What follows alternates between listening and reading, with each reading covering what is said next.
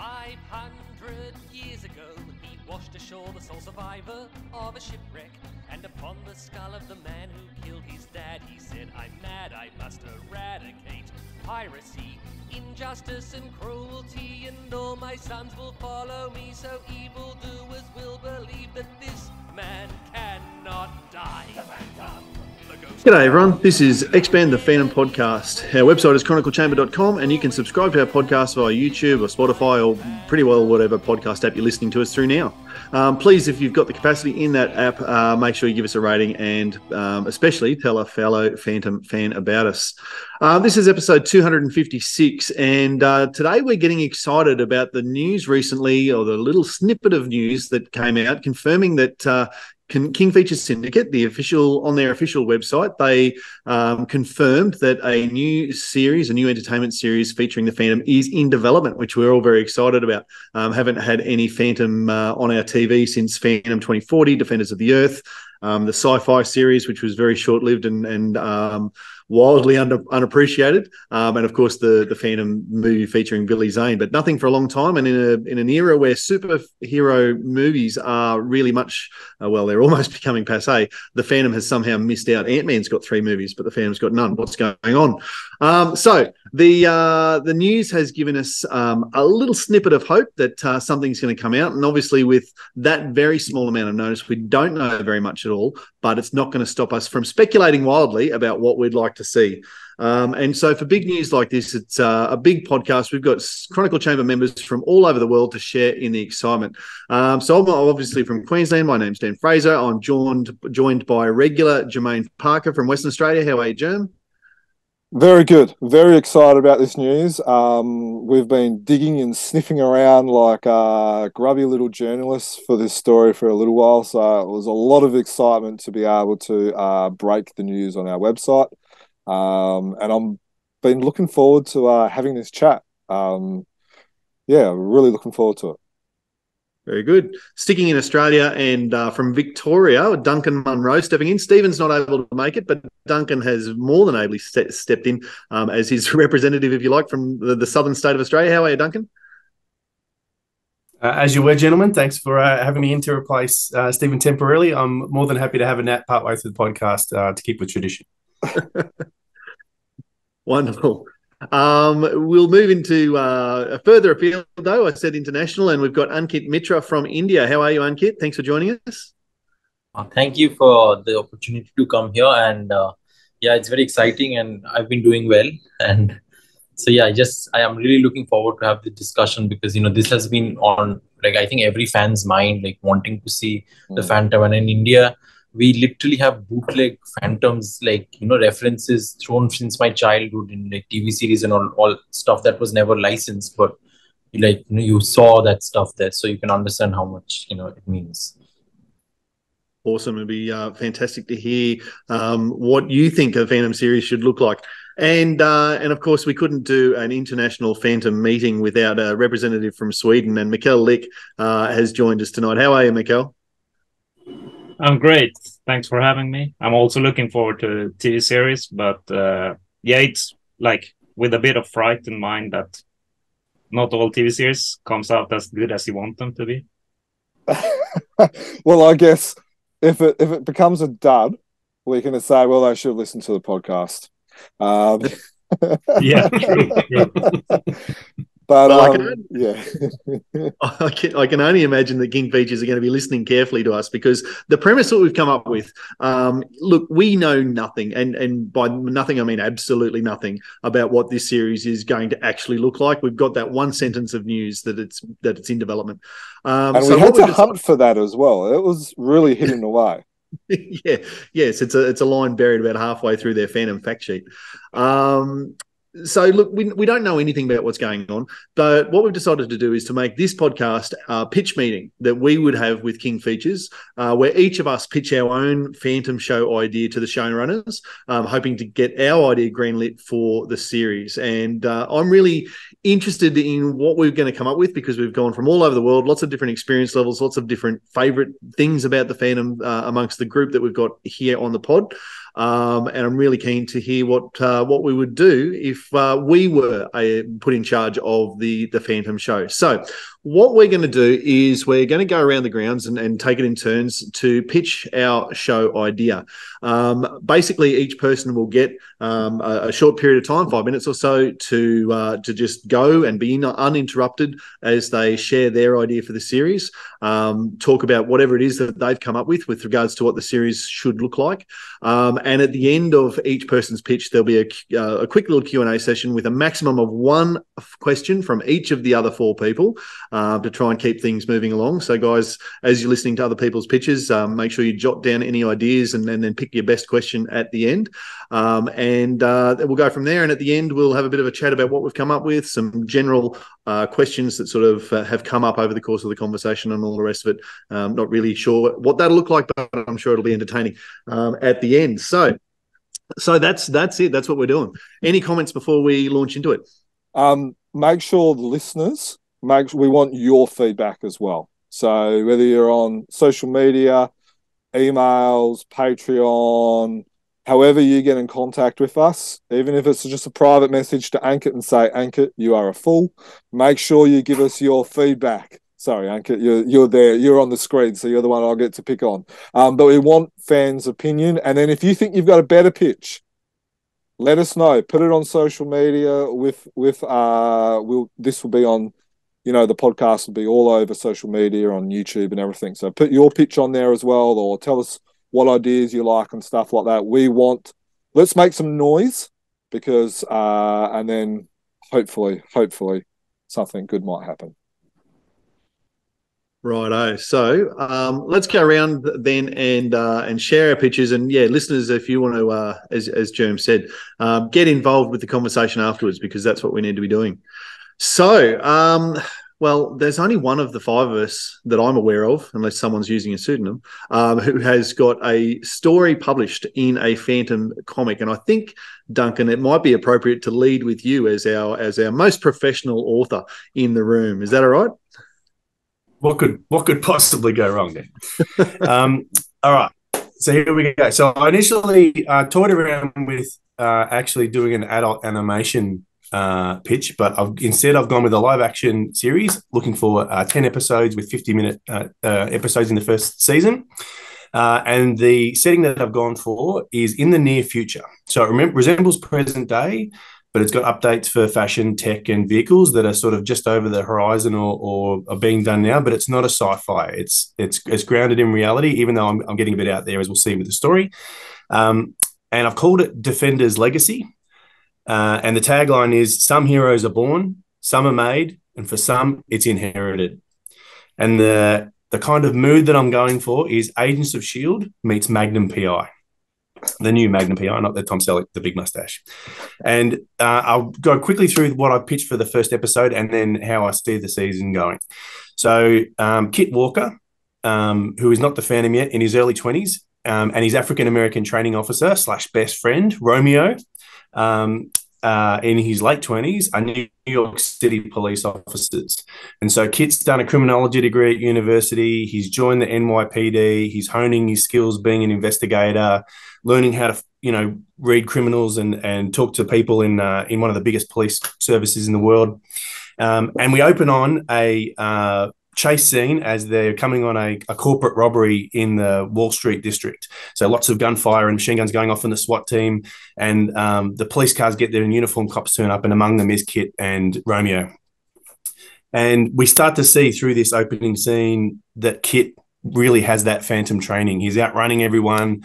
He's making quippy calls. He's working well with Romeo together, and they end up chasing the main bad guys. Their car's disabled, and Kit borrows a mounted police horse and runs through the streets of New York and finishes with a big fight scene where he takes them out on the Brooklyn Bridge. And that's the opening scene. That's the opening part of the show. And then the credits come on. And then when he gets home, Kit gets in his apartment and he finds that there's this old African man that he knows standing in his lounge room. And that we find that that's Duran, who's from the band. And he's standing there stoically in the living room, and he's bringing the news to Kit that his father is missing and presumed dead. So Kit goes to Romeo and says that my father was last seen looking for bad guys in Haiti. I'm going looking for him. And Romeo insists on going with him. So then they go to the airport to get on a plane. And there's lots of news reports peppered through the episode that make reference to a planned manned space flight by a private enterprise-run organisation that's working with the military, with the government, and it's run by a tech billionaire, megalomaniac, former US president Sienna Ming, who's an Asian American woman in her 30s. Now, the flight is scheduled to launch the world's first manned space fleet, like space patrols to protect the communications and military satellites and space stations orbiting the Earth, because they're afraid of kinetic action from other countries trying to take out some of the world's communications and satellite resources up in space. And so that's going on in the background. We're getting fed those bits of that story about those two, about that character and about that launch. And Kit and Romeo make a few comments about, wouldn't it be great to join the space fleet? Now, while they're at the airport, they meet this charming, beautiful woman whose name is Savannah, and she's an Indian female in her 20s. And while she's initially charming, she turns out to be a con artist, and she rips them off. They end up finding out that she's done that, get the money back. They let her go, but only to find that when they board the plane, she's seated across from them on the plane. When the plane lands in Florida, there's a stopover where they change to an international flight. While they're moving through the airport, they come across an international jewelry shipment is going through the airport, where they're transferring, heavily armed guards are transferring a lot of jewels from a plane onto a armored car. And a crew shows up to try and to do a heist and steal the jewels, and there's a big gunfight. Again, Kit and Romeo spring into action and resolve that. While they're doing it, they find Savannah taking the opportunity to steal the jewels from the heist while no one's looking, even though there's some injured guards nearby. And we see her have a change of character. So she starts off being a bit shady, but then we see that she surrenders the jewels in order to save some of the guards, and she becomes a bit redeemable. And then there's this massive gunfight through the airport. We see Kit's amazing gun accuracy and marksmanship with his gun handling, and a great hand-to-hand fight across the Orlando airport.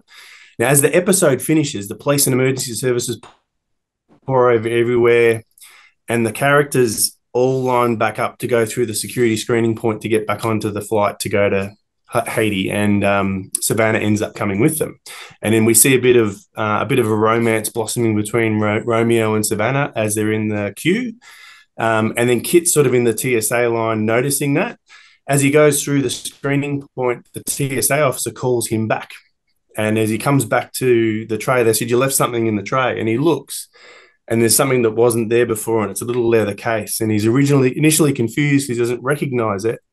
But as he opens it up, we see that it's a leather case, velvet mark ring. And he looks around to see who's dropped that off for him, and he can't see. And the camera pans back as this big crowd mills around him, and he's left not knowing who's done that. And that's the end of the first episode. And the series would continue as those three unveil the plot to sabotage that planned space fleet launch. And while they're doing that, they meet this really outgoing astronaut, Lieutenant Commander Steve Gordon, who's a guy in his 30s, and Kit recognizes him from university as someone that was a bit older than him, and they fenced together. And the Lieutenant Commander had the nickname Flash because of his swordsmanship and because of the way that he was with women. And the series takes the four of them on a quest to uncover and foil the sabotage operation. And they go around the Gulf of Mexico, the swamps of Florida, a few locations around there, and the privately owned space station that's owned by this Sienna Ming. A running thread through the series is Kit's quest to learn of his father's actual fate, but he keeps getting dragged into trying to find out who's trying to sabotage the space mission. And he keeps receiving mysterious help along the way, and that's revealed through the series to be acolytes from the Bandar region of Africa who have come over in support of him, knowing that he's supposed to take over the mantle of the Phantom. And through them, he starts to receive a few hints about where his father might have gone.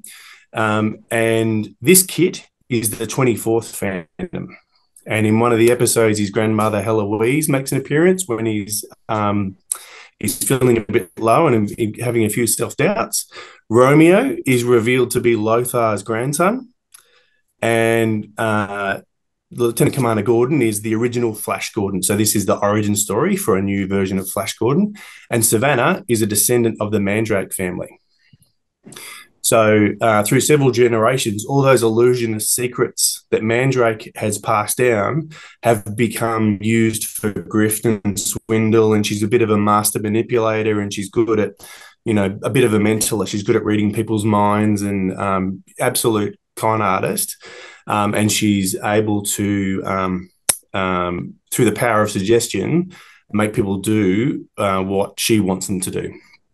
And she becomes a romantic interest for Romeo. Kit does wear the Phantom costume, but it sort of evolves through the story, where he's got to defeat the security system at the space station. So he puts on this a thermal resistant suit, which just happens to be purple, and it's a full body suit, so it's enabling him to infiltrate the space station, and he modifies the suit to suit him. So it's not quite the sci-fi redo of the suit, which still looks like the Phantom suit that we're used to, but it's got a practical application as well. And he starts to learn some of those lessons about that the Phantoms have learned before him. So it finishes off with they saved the space launch, and it turns out that Ming is a bad person, and she's just after more wealth and power. And it ends on the final episode where Kit and the others arrive in Haiti, and they're led to a warehouse by the water registered to the Sing Trading Company, where it's clear that a big gun battle has gone on a few weeks before.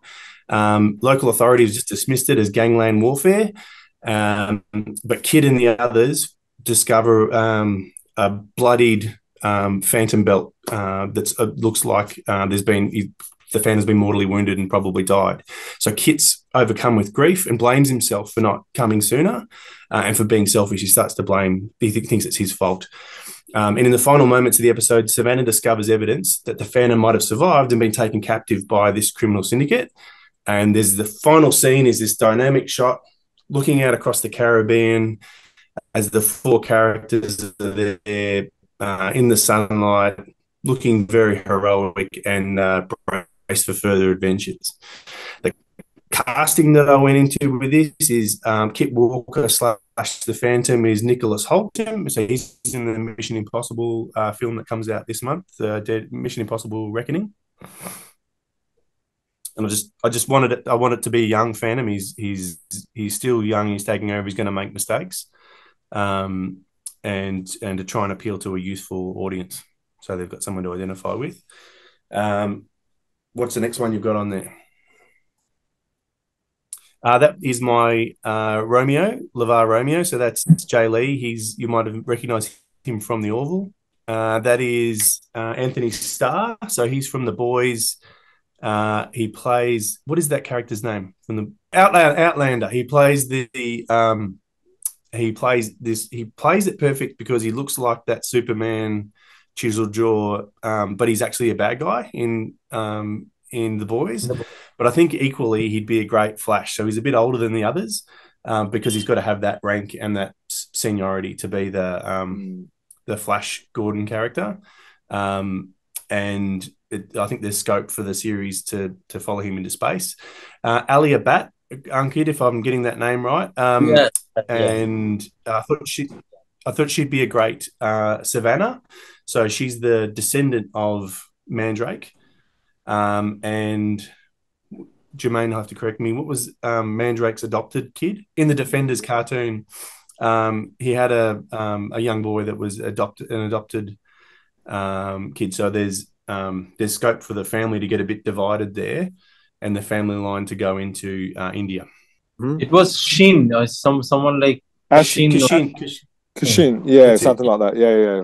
Well done. Cool. And then you don't have a Mandrake, not a Mandrake, a old Duran. Duran. So I liked Ankit's Forrest Whitaker. I need someone like that with that gravitas to be delivering such heavy news to Kit. And as the season or the series went on, that character would be important to be a a source of guidance and counsel to him that knew his father. If we've each got a question to put to Duncan to clarify something or to whatever it might be. So I have a question, which I think is the main, like, a lot of folks in their head when they think like they're not like those who are like hardcore, like, comic fans, especially the older ones. Maybe I'm talking about Indians and all. They're still not in the, watching that many Netflix series and all of that. So their whole idea when they hear of a live action Phantom is going to be like, the Billy Zane reference, when he's going to ride the horse, like these little soft things, they want to see more Phantom. Now, this is a very good pitch. Like, very honestly, it blew my mind. Like, I wouldn't see it anyhow. Like, this is exactly what I would feel works for, contemporary times. But how are you going to balance that idea of, the old school fans getting to see the Phantom and see those images? Will there be like flashbacks and everything, which take things back, at least give them that, they want to see cosplay practically, which, so that kind of stuff. So how are you going to balance that? Or will there be enough of it in the show or something? Or will it be like truly contemporary stuff? That's a great question. And the two ways I propose to pitch this in this fictitious story that is never going to happen is one is we're seeing him develop as the Phantom. So we're seeing the rings in the first episode. Then we start to see the costume at the end of the second episode. And then in the third episode, we start looking at flashbacks back to him training with his dad or a previous Phantom. And so the other thing I toyed with was but doesn't work for the first episode, is if there's the pre-credit sequence is actually a flashback to him seeing his father, the Phantom, doing stuff in the jungle or fighting pirates or whatever, and he's on the outskirts and seeing that. But that lesson that he learns there is relevant in the episode story. And so I think it should be peppered with some nostalgia back for the fans that are traditional, but it's also targeted at bringing a new audience in that will, but looking at the spirit of the Phantom, the character. That's why even when he's a cop at the start in that first series, he's basically the Phantom in a cop uniform. He's still making smart aleck comments. He's doing it with ease. He's doing that, shooting guns out of people's hands and that sort of marksmanship. And he's jumps onto the horse and rides through the city when everyone else is, falling over themselves to try and take out these high-tech criminals. So I think there's the spirit of the character will be the same, and I think that there'll be enough. I would put in flashbacks back to that show the Phantom in the traditional costume on the horse in the jungle, doing all those settings that you're talking about. I would probably just ask Duncan, what sort of, you've pitched this as the 24th Phantom, and that can still be in the near future given timelines and all the rest of it. I think it probably should have been, if Lee Falk was following a calendar, it probably would have been the 24th or 25th Phantom by now. What sort of advantages do you think that, or freedoms do you get from setting it as a 24th Phantom, not your 21st, that most people might be expecting? So a couple of reasons I did that. One of them was it's time. The other one was if I want to do the things like I just talked to Ankit to the Phantom in the 30s and 40s as the 21st, maybe the 50s, and then 60s, 70s, 80s as Kit, like the 22nd Phantom, and that leaves the 23rd in the middle, and then that's where we're sort of saying that it's in the sort of over the horizon with the 24th coming. So, but it also gives the opportunity to give this Kit a love interest, his own faults, develop his own character a little bit, and to be able to do that the same with the other King Features properties with Flash and Mandrake and everything, without still preserving the stories that everyone else loves about those characters. So if we are bringing legacy people in to watch the material, we're not touching their stories. It's not the 21st Phantom, it's the 24th, which has hardly been dealt with. It's not Mandrake, it's Mandrake's granddaughter. It's not Lothar, it's Lothar's grandson. And I've said it's Flash because I couldn't make it work another way. Yep. No, that timeline does work for Flash. So yeah, cool. Very good. Well, that's a very impressive way to kick us off.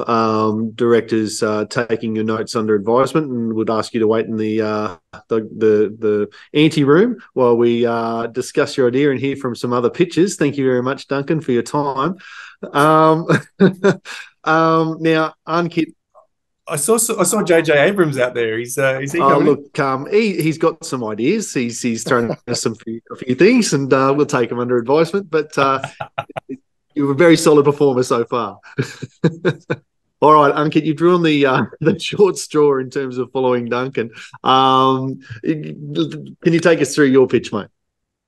Okay, so yeah, that this is a little bit like very intimidating. I had no idea, I kind of dug my own grave, following Duncan, because his pitch was like just mind blowing. Like I was when he was going through it, I was like, wow, I wish I thought of all this.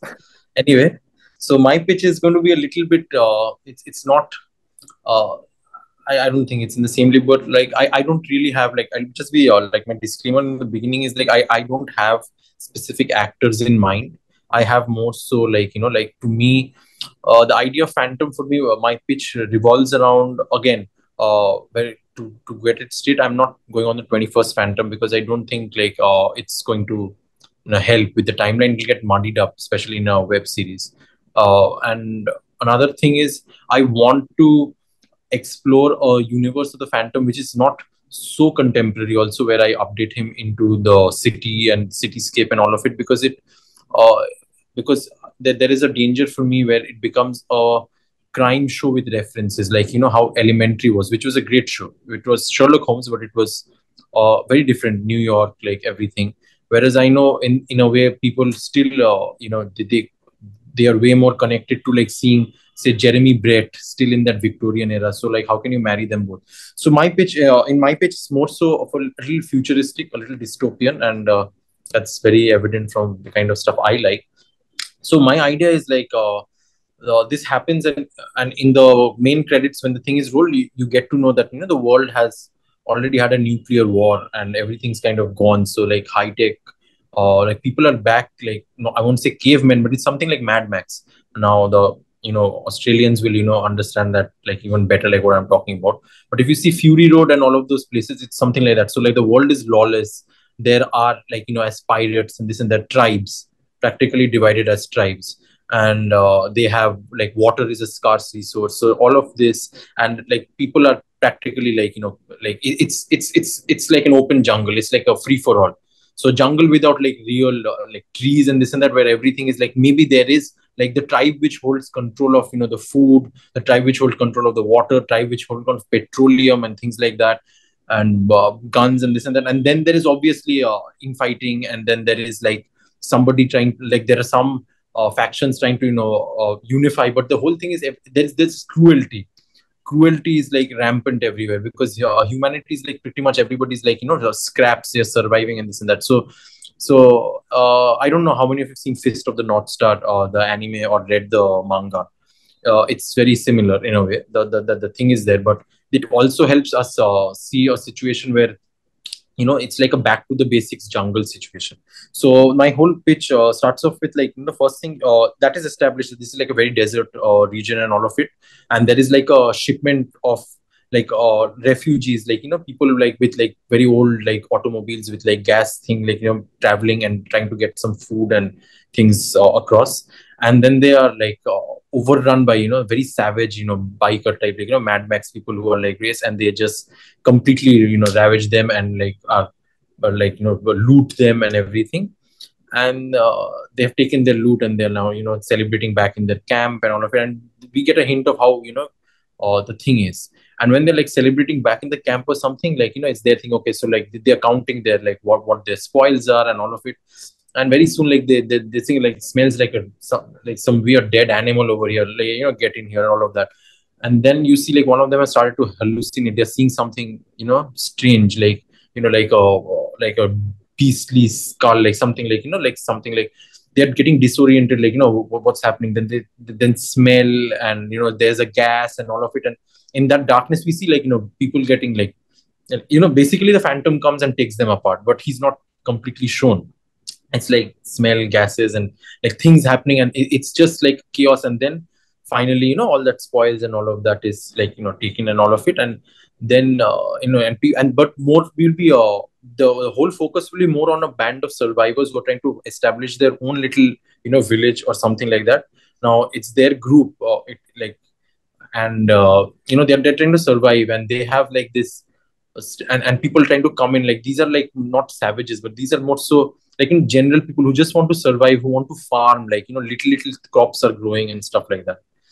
And then we see towards the end, towards the end of that first episode, that finally, like, the guy, with the, like, he's wearing a lot of like a robe, like how say Obi-Wan Kenobi was in the very first Star Wars movie. Like, he's got a hood and everything. When he takes it off, you see the classic Phantom mask, but he's got other stuff, and he's carrying like pouches and all of it. He doesn't really have, he has guns, but he doesn't really use them much because bullets are really scarce. And so then, and he comes, like, he gets in his little cave over there, and he's like, bandaging him up, and he's like, these savages get worse and worse. He's having a conversation, and then you see he's having a conversation, but like not like a dwarf, but because of all the radiation and all of that, there are some people who were born mutant, like, their arm, they're short, or like they're various deformities. Some could be very tall, but since they were outcast because they didn't look like normal humans, they banded together, and they are like that. They will be like, that thing of the bandar, and since they have like really nowhere to go, they are like the support group for this Phantom. And from his ancestors, because the electronics went haywire, all the chronicles and everything remained. So all the special herbs that Guran had made for healing and this and that and all that stuff, now he uses his terrain and hallucinogens to his advantage. He doesn't kill them, but he knows very well how to come across as a legend of a man who cannot die.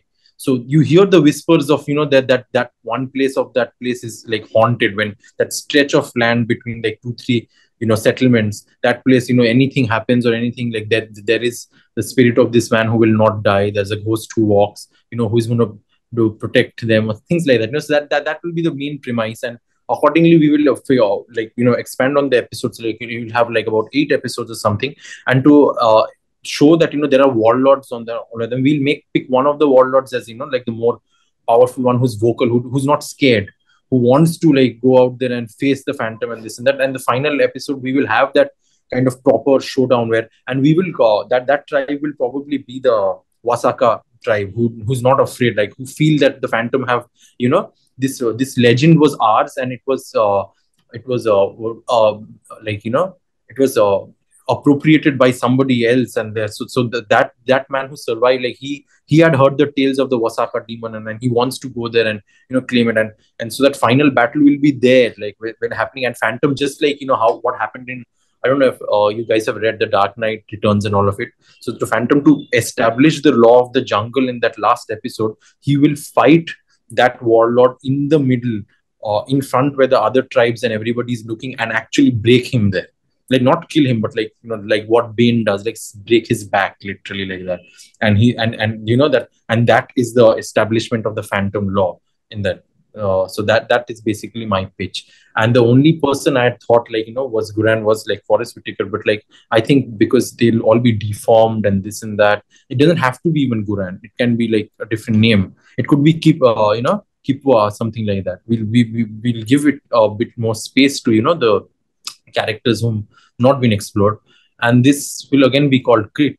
But I think, we will make reference to Standish and all of that when he's slipping through the books and all of it. And so, yeah, so that's basically my idea of how I want the Phantom to be. Now, as a cast actor, I would want somebody who looks a little bit grizzled, somebody who's had, like, he's not a very young Phantom also. He is Phantom, but he's he has to, he'll be a little bit more lean and bit shrewd. He won't be a big guy, but he knows how to, pull his weights. And also, I thought currently how James Marsden looks now, not when he was playing Cyclops, I think he has it in him. And if you look at the actor whom Duncan mentioned to be a young kid, you'll see James Marsden kind of looks like him if he's kind of older. James Marsden kind of looks like him if he's older. The current, because he's got a little bit of wrinkles and everything now showing. So yeah, that the James Marsden would be the person I would think of to play the Phantom in such a scenario. And since the other characters, everything, they will all be references, little bit from here and there.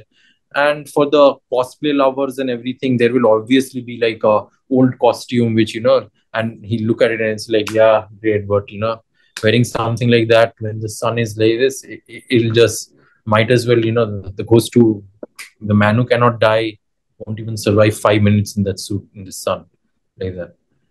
Just make some comments like that. Yeah, so he will have that humor. But he will have that little bit of that sardonic twist, just to show how the world has changed. That it is a very dystopian world, and it's a jungle, but it's not really that lush jungle and everything that was. Yeah, so that's basically my pitch for it. But yeah, it ensures that you really don't get a second season. So it's going to be like a one season, one solid show, like a thing. That's it. Okay. Very good. Thanks, and Kit. That's the dystopian idea is very interesting. Let's go around. Questions, team. So, Ankit, I guess very similar question as what you asked Duncan. Do you think, like, obviously there's that sci-fi element, probably a little bit more sci-fi. Do you think older fans will be able to handle their Phantom in that sci-fi element? For the older fans, the point is like there will be references and everything for what is happening. But very honestly, I am really not thinking much to cater to the older fans in terms like if you want to read the Phantom, riding a horse in the middle of a jungle, you'll be the only one wanting to read him. None of the younger fans are going to turn up. Okay. So it would be better in a way, to give them something fresh.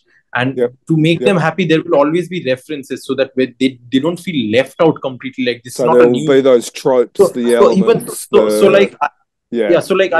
an example, like he will wear the hood, the hood with the thing, because that's his main thing, and he will wear that. And in that, like the final confrontation, he will come.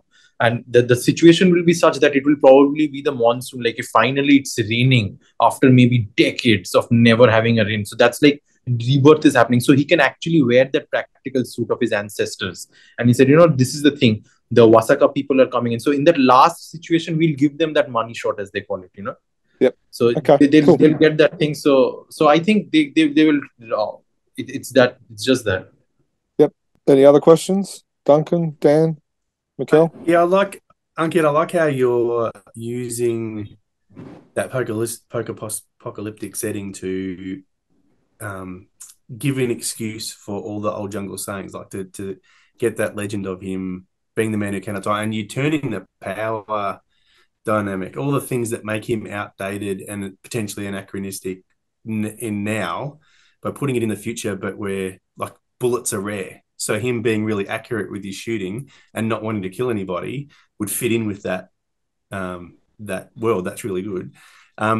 What other characters, I might be putting you on the spot, but what other characters do you think there's the potential to create that would either be against the Phantom or join him in that space? Maybe some of those untouchable people that you talked about as his helpers, or someone else that he would be a regular appearance in the series. Who else is he with? Who's he helping, or who's he fighting against?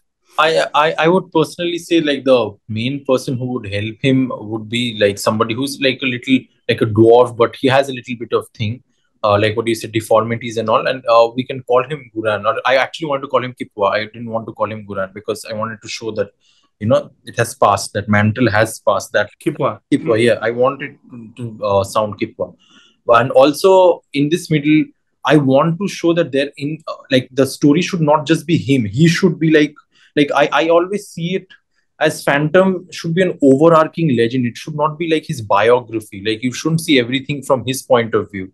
So my basic narrative will be around like these settlers who are trying to create this little bit of order while the other factions are there, and amongst them some of them where we get the basic idea of the jungle patrol coming in. We'll have a weeks, we will have a Worubu, like these people, they will be there. we are not going to like we're not going to call them expressively that they are their descendants, but they will be like an African American, like who's a very strong, like there will be a Worugu who will be like one of the settlers who's much more determined, who's willing to take the fight to the other guys. Like he probably like one of the settlers coming in and they are besieged by them, and you see like two of these people, Weeks and Worugu, two friends from this thing, actually like fight them out. They have guns, or like they're resourceful, they have some explosive or something, and they're like, we can't just be like sitting ducks to these people. They build fences, and so they slowly a little bit braver, a group of folks also assemble. And the Phantom helps them from time to time, and they go to a place, like one of them stumbles into this, and the Phantom knows that he's not malicious, so he communicates with them from that thing, and he's like, where the hell, like say suppose one of these days, like as a settler, he's like rummaging for things, and he comes across this, and Kit has been like probably like looking at him for a long time and now wants to communicate with him. So while he's like trying to get a bit of water and all, he starts again hallucinating, because he's been because the Phantom never wants to come in front of him. It's like the unknown commander kind of a thing, and then talks to him and then tells him, okay, you bring this, and there is a shipment of things that these guys are going with guns. This warlord is trafficking this much guns to this warlord for. Why don't you guys, you turn the tables on them and take it from them on the way passage? So he's slowly building this like jungle patrol thing also on the sidelines, while he will give the systemic help by when the time comes, when he say he will do what is required to Awesome. do his job as the Phantom. So yeah, that's how. So yeah, I do have that plan, but since it was more Phantoms, I just wanted to say how the Phantoms thing will be established. The rest, it is easier to like slowly expand up. Ankit, I think my question was along similar lines. You may have explained it a little bit there, but I guess very specifically, what about do you see, and maybe given that you're not in getting the Phantom's point of view in this a lot of the time, which I actually quite like, how he just appears when he's needed, that sort of thing. But do you foresee like a love interest or a family or anything like that for your Phantom? Well, not really love interest, but you see his empathy and you see his thing, like he's. I won't say like there will be one episode where he will have to like say he's very wounded just before, like say out of the 8 episodes we have, like episode 6 or something, where he's already had like a first brush with like the big warlord who's not afraid of him, whose hallucinogens don't work on him, and he realizes why, because he's got immunity. He's also got these old jungle things, or like he's knew this, he's aware, and he wants to break the myth of the Phantom, and here's the Phantom trying to establish that. So when he's come back and he's trying to heal, so then they talk about those mutants, they talk about you should learn from your ancestors, and he talks he talks. There's maybe Soliloquy and that kind of stuff. So his family is basically those folk, the Bandar who are helping him and all of that, and he learns from that mistake how to approach this, and then he learns that I can't always fight completely from the shadows. There has to be a reason where I have to establish this, because hope is not just like something that happens. Hope has to come out. Like people have to visually, like at least 100 people see it, they can go, and it's not always that. So these kind of things, and I don't want to really push a love interest. I can show him bonding with like how compassionate he is. I want to show like at a point of time maybe some children got strayed, and they come back, like he rescues them from these like these savages, or like these I don't know what to call them. Like in Mad Max, what were those people called? Like those complete, like the guys. I mean, you guys have seen Mad Max, I'm pretty sure. Of course. Those raiders and all. So those raiders and all, he saves those children, and how he's compassionate with them. He doesn't use hallucinogens when he's around children and this and that, because he knows that if they will also ingest it, and so he that will also be a fight sequence where he's to be very clever. He's like, and you see it from his point of view, like I can't use hallucinogens because there are children around here. They'll get the shock of they'll scar them. So he has to be even more careful. Those kind of things. So it's not going to be like a love interest, but his empathy, his love, and how he will send them back, like that touch will always be there. Because I don't think I want to put too much thing on the Phantom. The more you go with love interest and his thing and this and that, it's going to be a lot more difficult to. And here is the story where I don't want to really push it on the Phantom. I want to push it on what the influence of the Phantom is on that world and how that is established. Sure. Cool. No, that's good. Very different, like from the Phantom, how I imagine it. But yeah, it's really cool. I mean, I love these post-apocalyptic movies, so it would be really cool to see. I have a Phantom design in mind. I think I've done this. Like, it was basically Phantom with his hood and everything, but he's wrapped around with, like a big, thick coat because for the sun rays and all.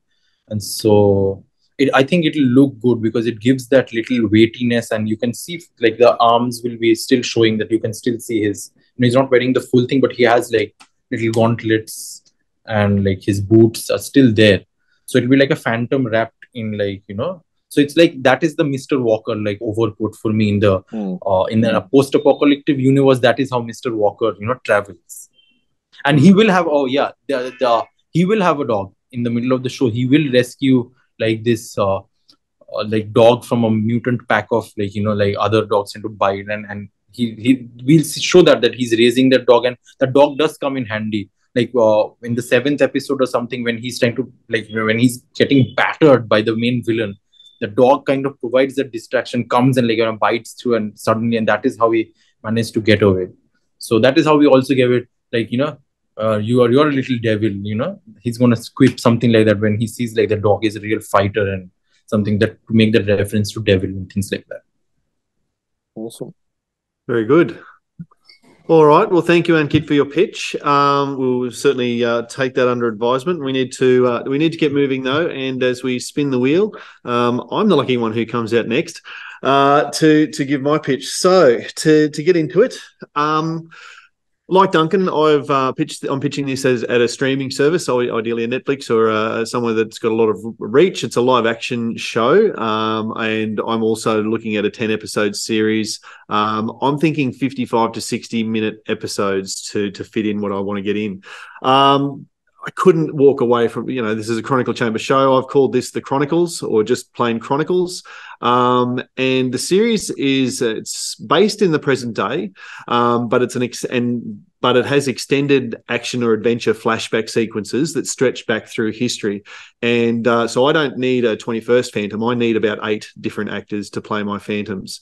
Target audience is adventure lovers of all ages. So the overview of this is that it's an action-packed TV series that is very much based on Lee Falk's iconic character, the Phantom, and it draws heavily on the comic book experience or the comic strip experience of that a lot of us would be big fans of. It weaves together past and present narratives, and it delves into the rich legacy of the Phantom across generations, blending that idea of past and present. Now, it's a two-paced narrative. The present is the narrative that arcs right across all 10 episodes. The past narratives are self-contained and are covered completely within each episode.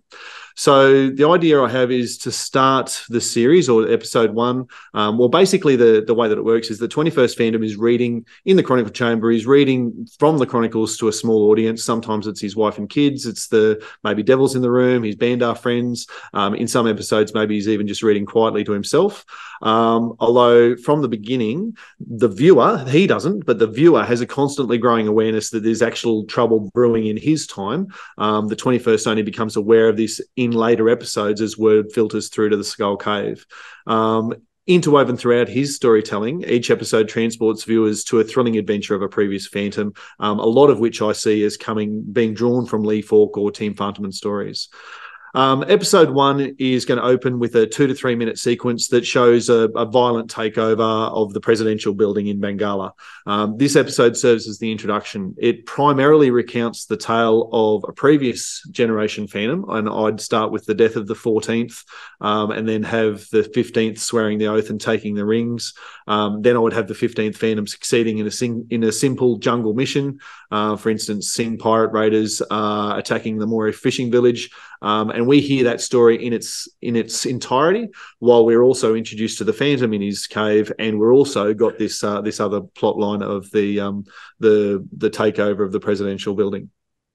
We're led through the the story of the 15th Phantom by the 21st as he shares that with his family. He establishes a connection between past and present. So a lot of the scenic elements from the episode are also going to be seen in the present incarnation. So, for example, because we're seeing, and this will be the only episode I do it, because we see the death of the 14th and the beginning of the 15th, we're going to see elements of the Skull Cave, whether it's the crypt, we certainly see the rings, we see various things that we then catch glimpses of in the 21st Phantom's read, the scenes with the 21st Phantom. This episode would close by revisiting that action sequence from the opening minutes, and it's the only time we go back to that. But in that moment, we have a dying victim calling out for help from the Phantom or leaving a message for the Phantom, and we get the lead into episode 2 that storyline is going to continue. But meanwhile, the storyline of the 15th Phantom is done. So that sets the stage for what is, I think, a pretty unique format for this TV series, where each episode alternates between the modern-day Phantom telling stories from different chronicles, maybe looking for information as we get later in the track from the chronicles, and as I said before, each episode being a standalone adventure from the past. It's a 2-speed storyline, as I said, the 21st Phantom reading from the chronicles, relaying that action-packed adventure from the past, but as I said, the viewer knows all along, the Phantom gets a growing awareness that there's a presidential coup being led by the modern Sing crime syndicate, with connections to some of those stories from the past, but not all. And that's unfolding in his time. And the standalone episodes about past Phantoms, and I'd bounce around from the 2nd, the 14th, the 18th, the 12th, whatever. They're all, as I say, self-contained. I'd be going back to some of the really popular and popular because I like them, stories from the past Phantoms, things like the 12 Tasks, episodes like, or issues like the 9th Phantom and the Flame story. Those sorts of things could make really effective standalone episodes. In terms of the breakdown of that, I'd spend no more than 10 to 12 minutes of each episode for those first 8 episodes in the series, set in the present, and 48 to 50 minutes of each of them is focused on the past adventure. So while those initial episodes feature Phantoms from various time periods, what we're really doing is building tension and viewer anticipation for when is this 21st Phantom, who we're seeing a lot of, when is he actually going to go and embark on his own adventure? Those past adventures may not be necessarily directly linked to what's going on with the Sing crime syndicate in the present day, but they certainly offer clues and foreshadowings that reward some of the more astute viewers as they piece them together. Things like the Sing pirates. The 15th Phantom is heavily involved in becoming the unknown commander of the Jungle Patrol, so we can have elements of the Jungle Patrol. Stories that show past Phantoms, the origins of past Phantoms, and certainly examples of how old jungle sayings may have been instigated or drawn upon in some of those past Phantom adventures, but then we need them again in episodes 9 and 10. And so episodes 9 and 10 are going to be when the current Phantom springs into life, and those 2 episodes are focused on him addressing the situation that's going on with the Sing and the presidential coup. So throughout the series then, what we've seen is that viewers will witness the growth and the development of the Phantom legend and really get an understanding and appreciation for this being a legacy and a generational hero, which I think is going to be, for me, the key standout difference to, what's almost an oversaturation at the moment of superhero movies and stories and sequences. We're dipping into the past and we're seeing this grow with a family. And because each of those Phantoms contributes to the growing of the mythology of the character. Visual cues between the past and present Phantom, past and present storylines, like, as I said, the Skull Cave, the Phantom's rings, they're going to establish that generational connection and reinforce that notion of a lineage that spans centuries rather than just being, a simple one-shot person set in the present. So the way I see the season finale coming is that the first season culminates in a double episode with episode 9 and 10, where the 21st Phantom finally responds to the drama that's been building through the previous episodes.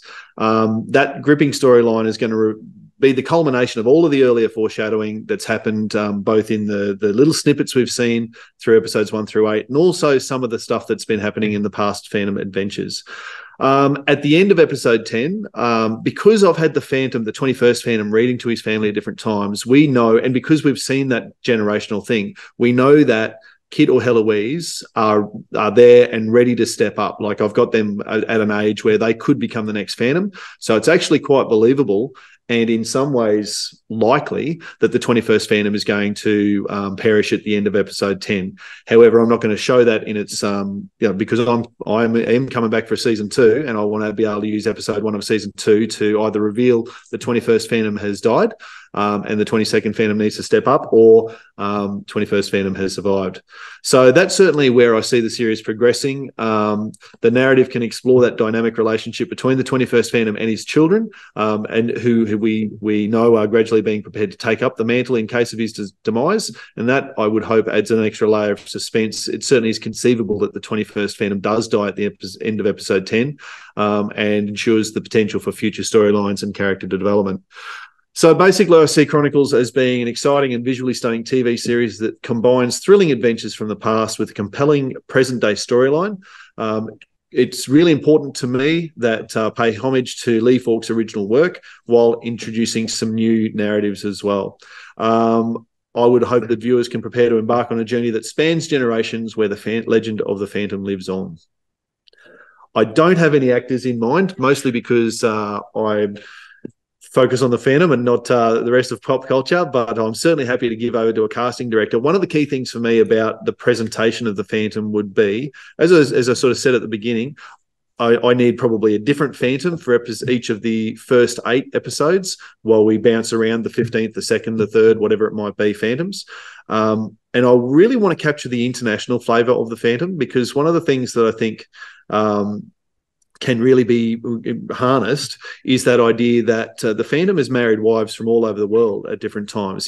The Phantom's got Mongolian blood in him. The Phantom's got Indian blood in him. The Phantom has got American blood in him.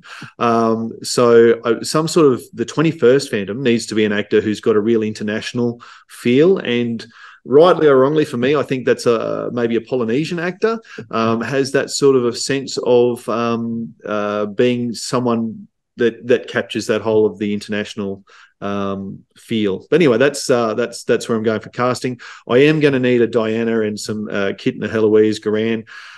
In terms of Bandar, I don't know what's possible in terms of AI, whether we can capture, regular size humans and use AI to shrink them to 2/3 of human size so that we still have that sense of pygmy, without hopefully being too insensitive about it. I've got a question straight up. You've got the 21st Phantom. You're the only one so far that's pitched the 21st Phantom. Surely you got to go Billy Zane for the 21st Phantom, right? Well, maybe Billy Zane could be the 20th Phantom. Maybe we could have a flashback there. Perhaps Billy Zane could narrate a little bit of it, similar to what Ash is planning to do with the Art of Play games. But unfortunately, probably too much time has passed to still have Billy as the 21st.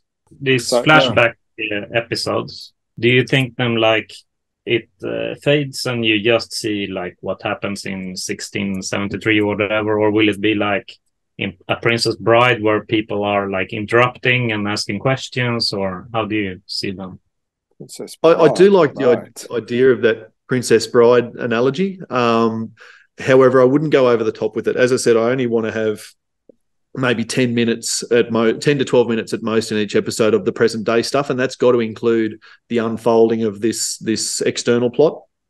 But that could be a really cool device in terms of bringing us back. I'd certainly think, the streaming episode is not going to have ads, I wouldn't have thought. But if it was picked up by a regular TV show that had ads, you would go to the ads in the time of the 16th Phantom and come back still in the time of the 16th Phantom. You don't need to be coming back to the Skull Cave all the time. Is this a kissing Phantom TV show?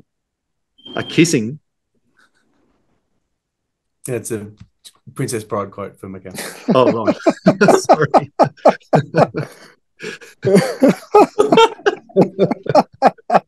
Well, I asked Ankit before about love interests. I see this Phantom as having quite a lot of different love interests across the journey.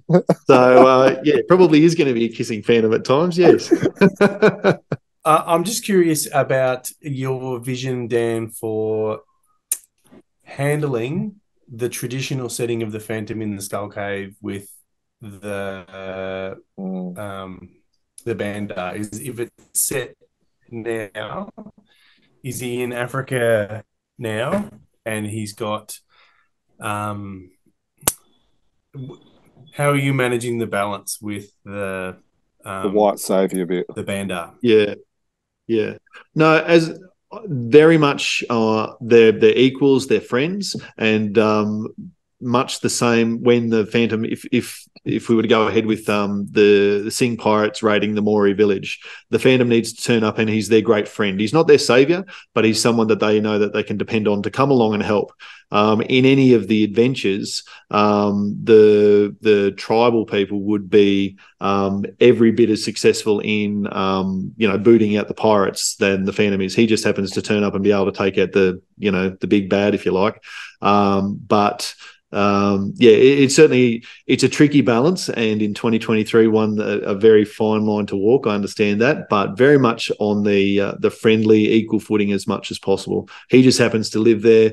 The first Phantom very much depended on the help of and the second and the third, as they established their home in the jungle, would be very much relying on the friendship and the generosity and the support of the local people. And he lives his life, and his families live their lives in a constant effort to pay that back. And episode 7, you said, was his.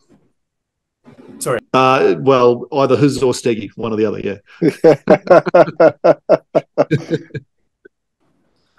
Yeah.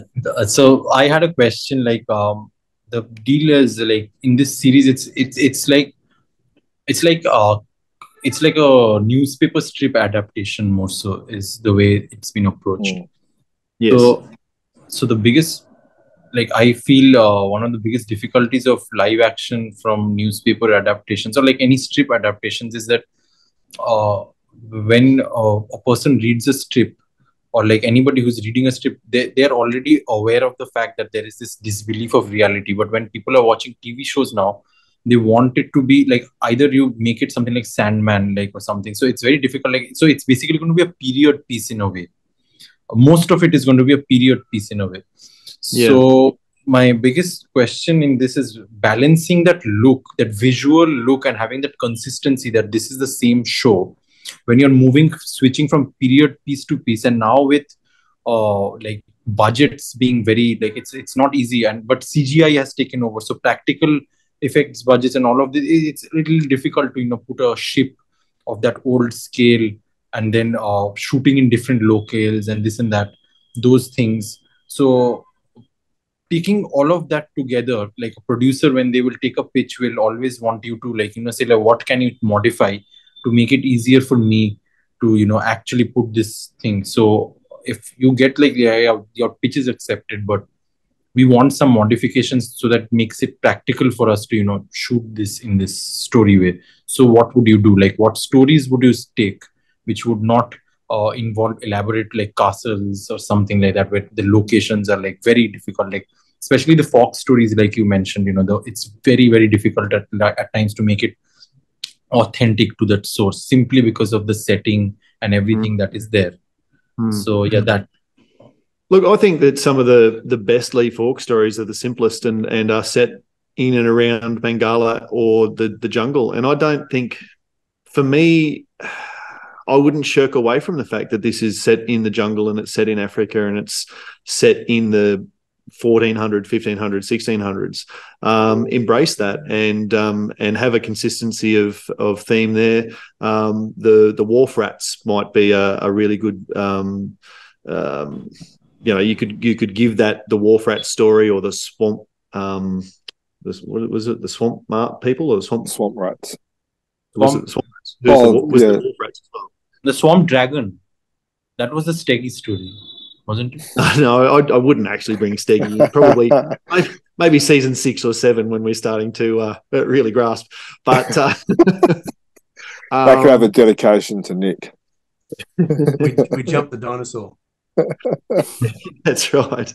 Look, I think if you've got a couple of ocean episodes, you can film them both at the same time, whether they're episode 3 and 7 or whatever it is, so that you've got the pirate on the Phantom on the high seas. I really like the simple stories though, like the 12 Tasks, where he's that's the one with where he's with the rope people and has to do all the things that his grandfather did to prove that he's the same man. That sort of thing would really speak to the generational idea of my particular Phantom, and would be really cost effective in terms of budget and set to do, I would have thought. Cool. Also, I'm backed by Renee White, who's got very deep pockets.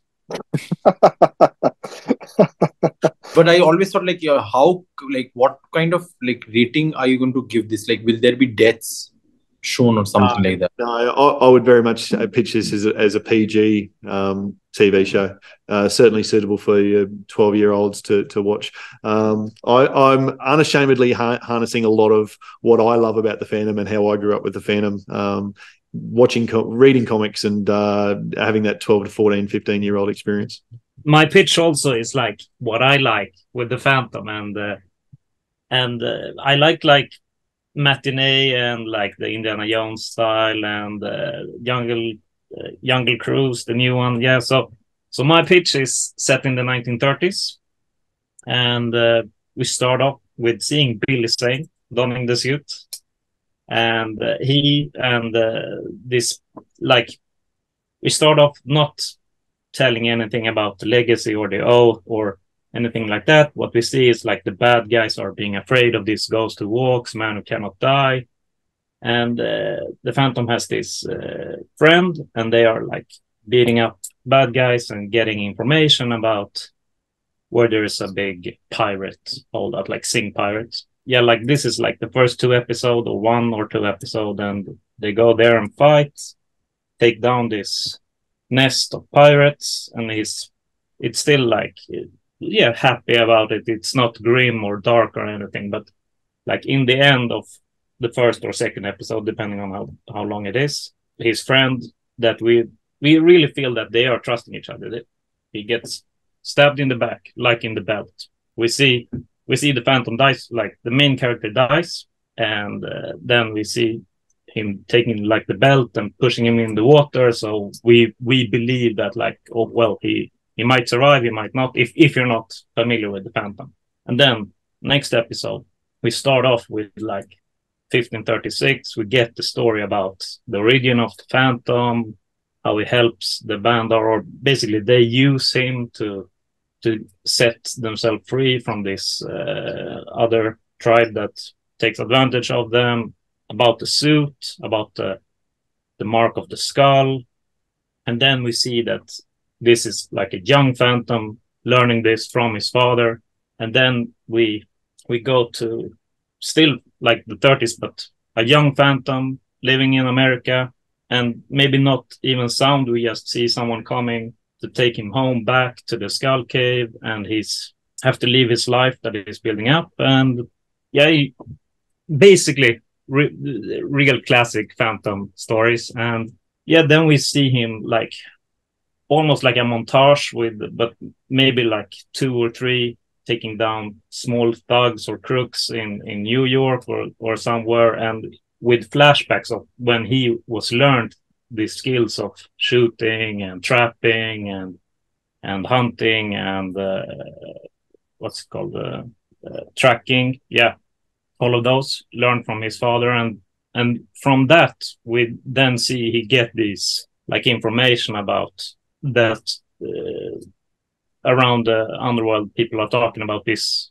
thug who killed the Phantom, and then like the rest of the season will be his trying to figure out how and getting a way in to infiltrate this stronghold where the new leader of the pirates are. So he needs to get there and taking down the Phantom, like you mix the belt and Sing Brotherhood in the end of the season. And then that's basically it. It's very high level compared to the others. And like I said, Billy Zane would be the 20th Phantom. I'm not sure about the 21st, but I chose this Josh Hutcherson from Hunger Games, who played Peeta. He's getting lots of muscles, and I think he could look the part. And then I would like to see, like in the flashback of the first Phantom, would be like Henry Cavill I think he looked great as a superhero. And then, that would be my Diana, Victoria Pedretti. And Guran would be Shamek Moore, because Guran should also be the same age as the Phantom. And I mean, they're best friends and work together, like with the 21st Phantom. So we need to go to questions first. So questions, folks. I guess my question is, would today's generation like the 1930s theme? Is that too old? Will like today's teenagers, 20-year-olds be able to relate to a show set in the 30s? I mean, I do like it, but I'm not 20 and 30 anymore. But I mean, Jungle Cruise went well, right? And I mean, it's not overexploded right now like many other themes are. So yeah, I certainly think that. I mean, you look at Indiana Jones, that starts in the 30s and drifts from there. It's still very popular now, and Captain America, World War II origin story as well. So it's certainly not. It wouldn't be the only thing that's out there, and those other things are popular. So yeah, Wonder Woman also, right?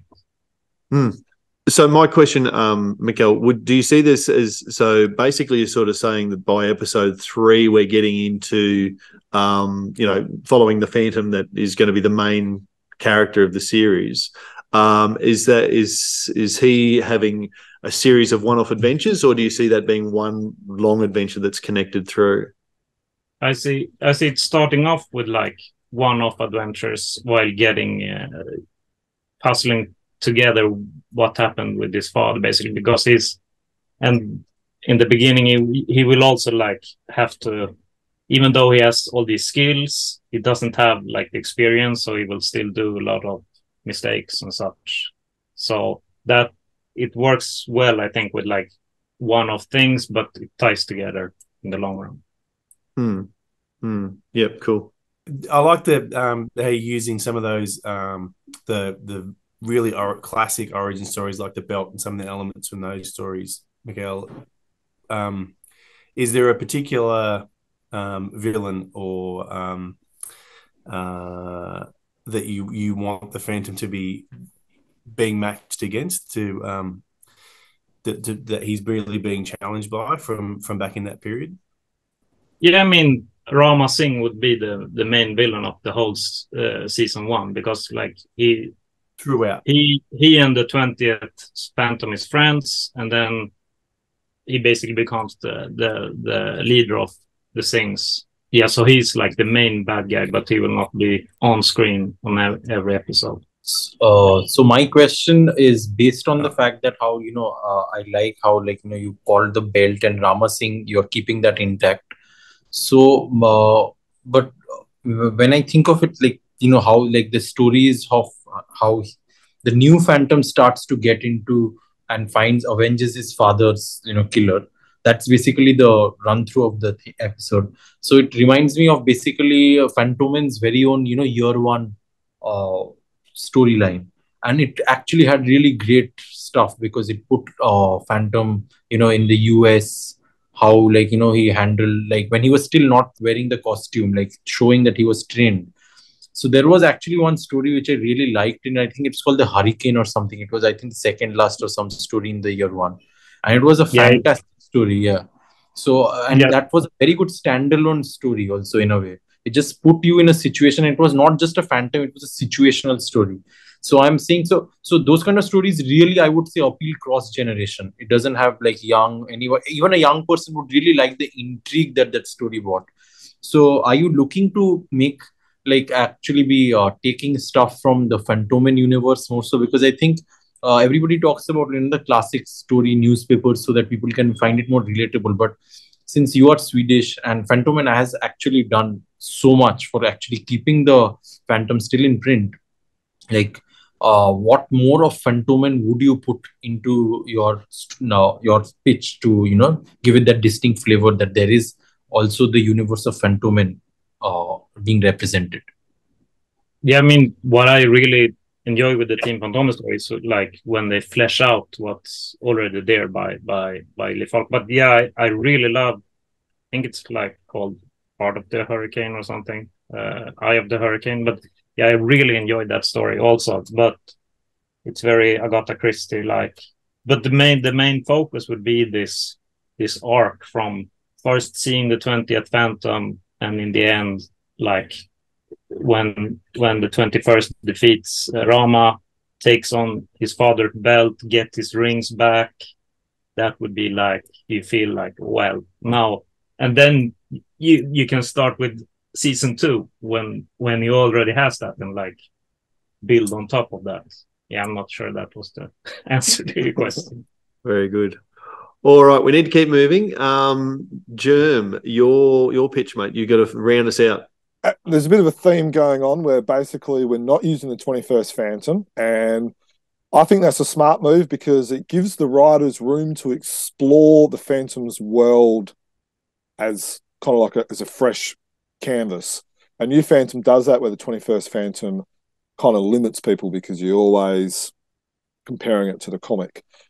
I would like the next Phantom to be in his late teens or early 20s, and either at school or in the early stage in training somewhere like the army, police, etc. I want him young enough because the Phantom always becomes the Phantom, 18 to 21. So he wants to be there. So he probably can't be in like the FBI then, but he can be in the army or police or something like that.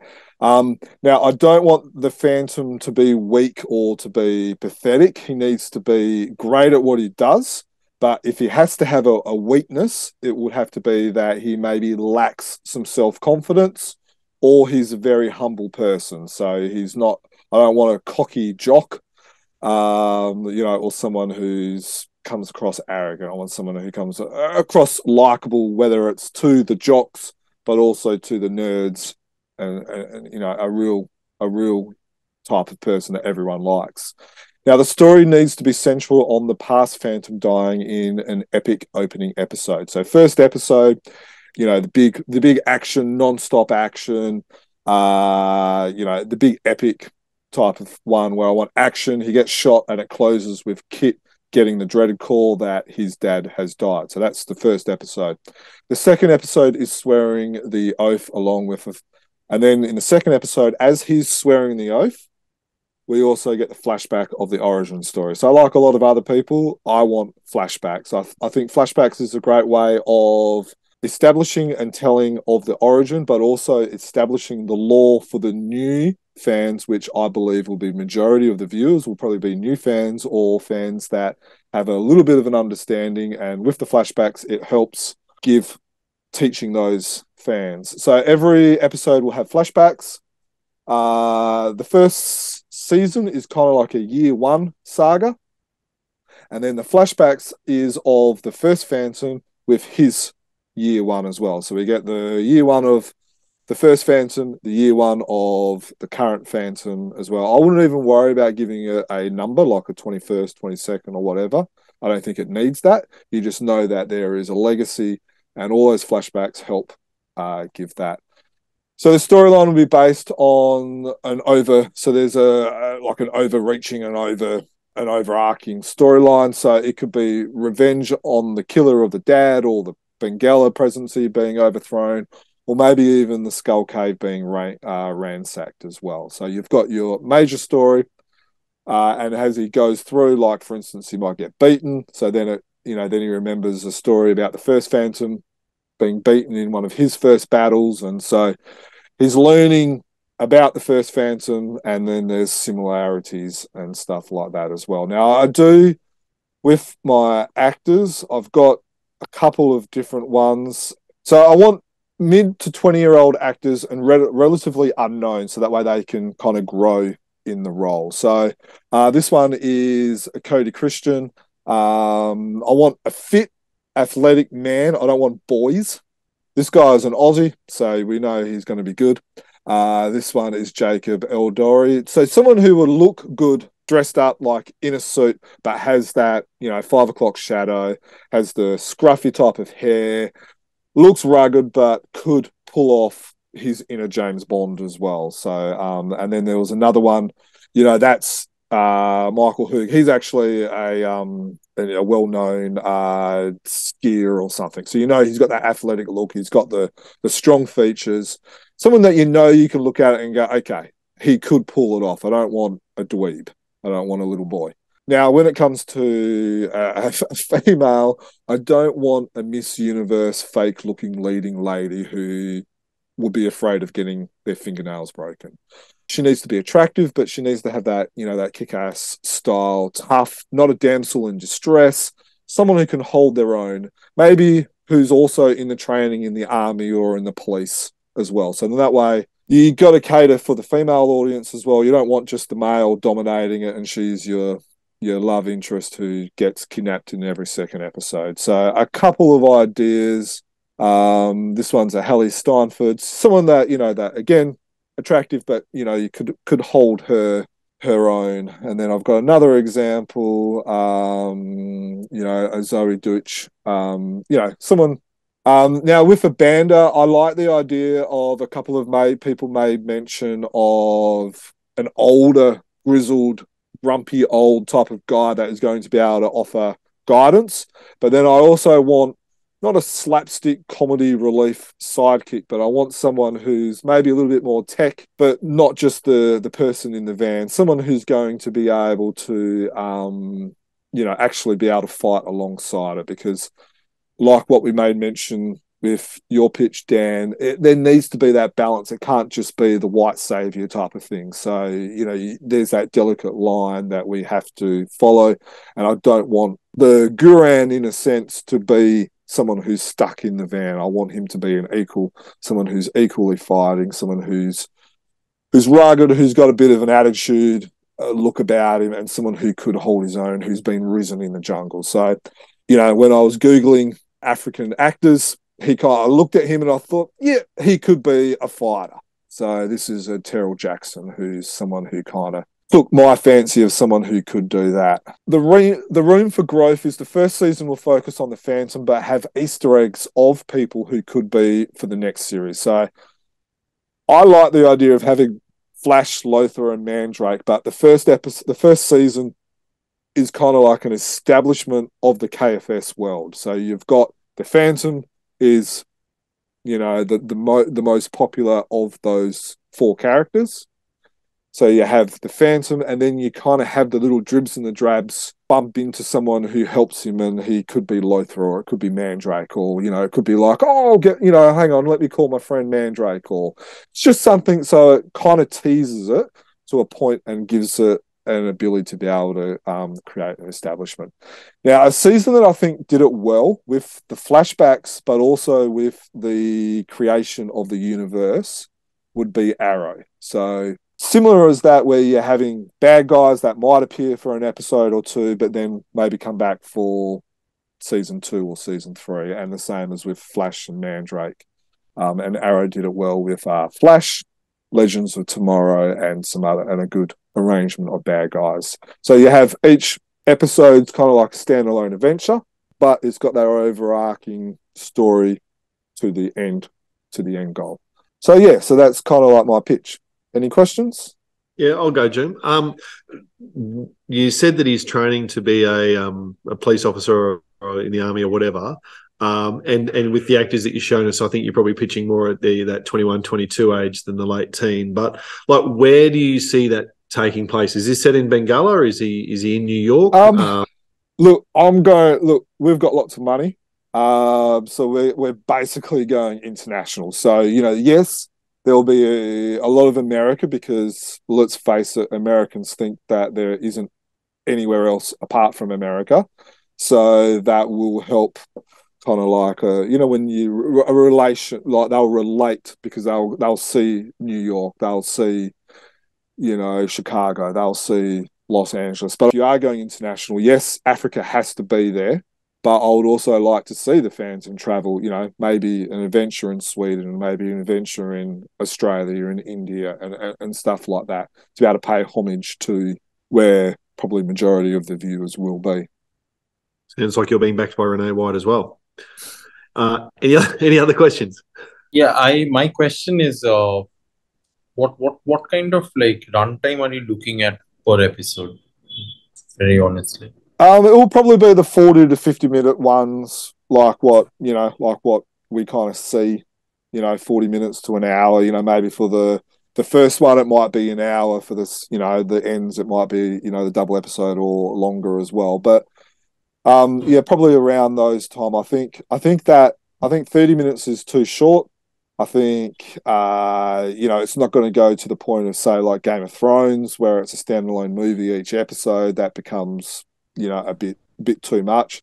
But your 40 minutes, it kind of gives you enough to flesh out a character, flesh out the story, but it doesn't. Let's face it, we do live in the microwave generation. I want it to be punchy enough for the younger generation, for the 20-year-olds, like that age demographic, which is why I've kind of chosen actors in that age demographic and not gone for an established Phantom, but gone for a new Phantom. So then that way, hopefully the viewers can actually grow up with the Phantom in a sense. I see you've got you've cast some females, but I noted you weren't holding yourself to it being the 21st, but that's the love interest for whoever Kit is. Where do you see it? And you mentioned that she wants to be a strong character that's potentially doing training. They're meeting their training or whatever. Where do you see, and I'm putting you on the spot, but where would you see their relationships at? Is that already an established connection that they've got? Is he chasing her? Is she chasing him? Like, we had a very traditional and old-fashioned in the newspaper strip with him having to woo her for 40 years before they got a date. It'll be one hell of a series if it goes for 40 years.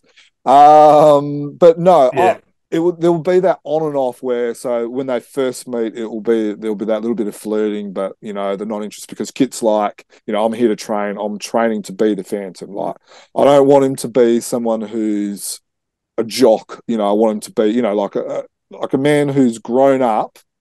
This is my role. This is what I'm doing. I am now here training to be able to further my education to become a better Phantom. Like, oh, wow, she's cute. Oh, wow, she likes me, I like her. But my sole focus is this. And so I guess every good long-going TV show, whether it's, has that on and off, that banter, that on and off love interest, kind of like what the Phantom, the 21st Phantom and Diana had in the first couple of years as well of the newspaper strip, where sometimes they'll miss each other. She might be graduate in the army, he's dropped out, and then there might be an adventure where she goes, that move reminds me of Kit. Surely that can't be Kit. He's off doing his Phantom's business. And so, there's a lot of that shit moving past the night type of thing where there's something there, but sometimes it doesn't quite happen. Like a good episode, a good TV show, Castle and Bones, where they're going to end up, but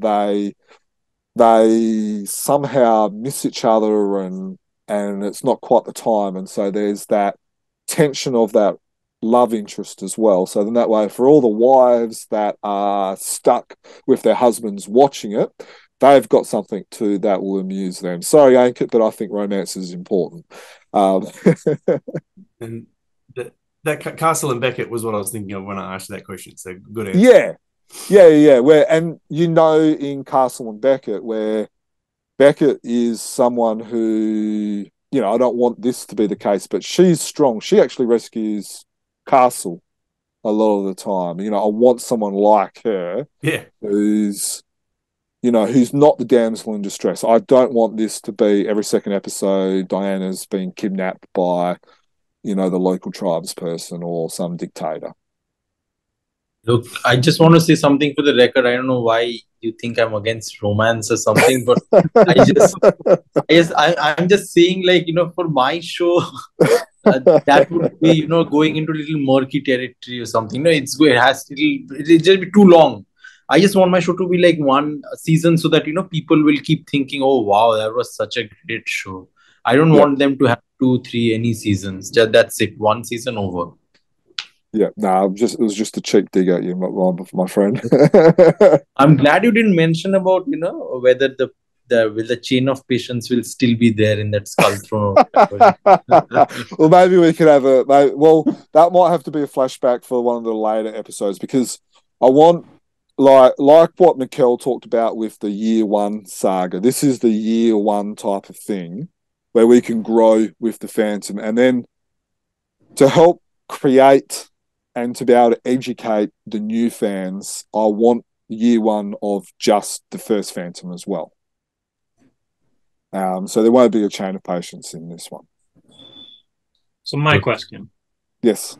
With these flashbacks, will you use different costumes, different actors, or will it look like the same man? It will be a different actor, and I would almost go a different tone to the flashbacks as well.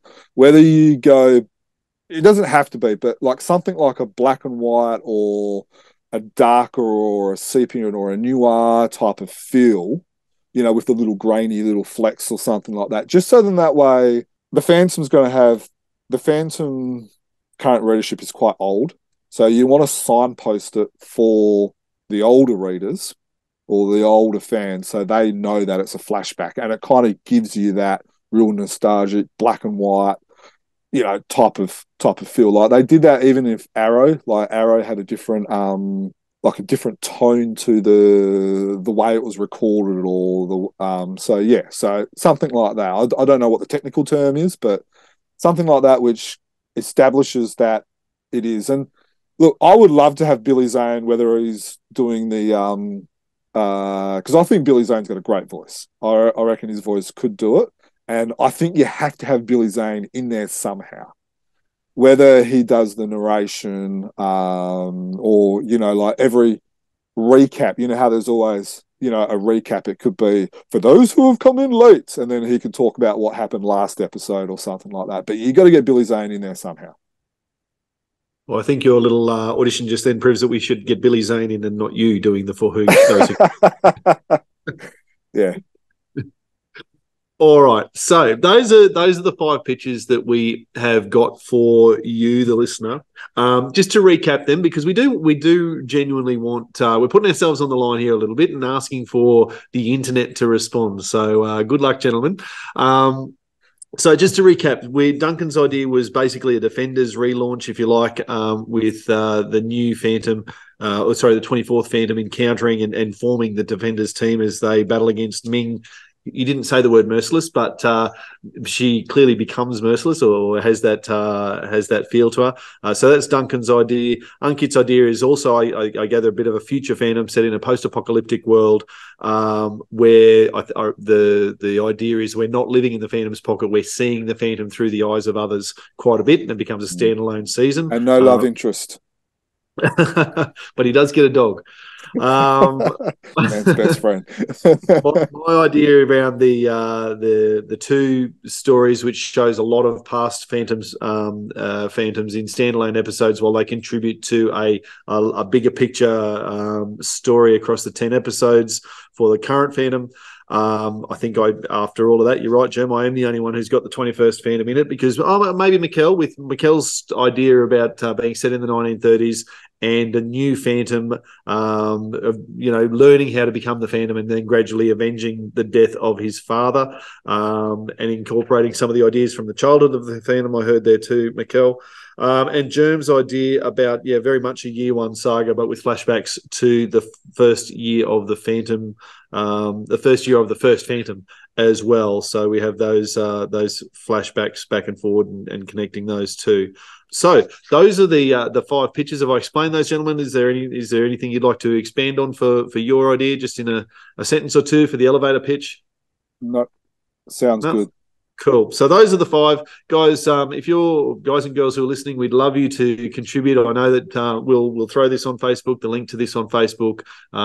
Feel free to comment in the comment section there, on Twitter, or wherever you get your Phantom Chronicle Chamber news from. Jump on board and let us know which of those 5 you think might work, or if you've got your own ideas, please throw those in the notes as well.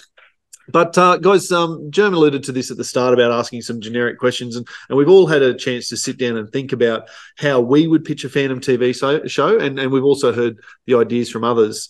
where do you? Well, let's ask some general questions about this. The first one is: does it need to be the 21st Phantom? I mean, James alluded to that already, but does it need to be a 21st Phantom, or would it actually be easier if the 21st Phantom is not in it? Well, I think it would be easier not having the 21st Phantom in it. I'll be interested in hearing Dan, yours, and Mikael, because you've had the 21st Phantom.